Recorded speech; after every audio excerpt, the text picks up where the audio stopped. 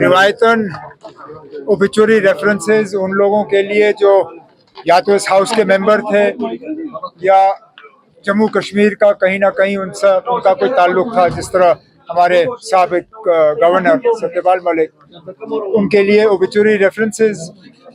कल राज्यसभा का इलेक्शन और मंडे से सही मायने में असेंबली का काम शुरू होगा। ये तरीका ही रहा है। और बताइए, महराज मलिक का जिक्र बार बार आया यहाँ पे, तो आएगा ही।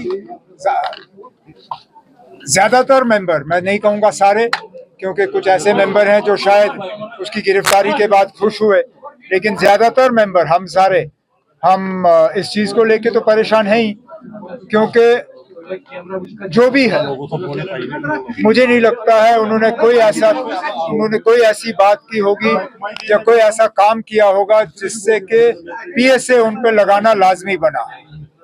कल राज्यसभा कौन सा है? 4 सीटों में कामयाबी।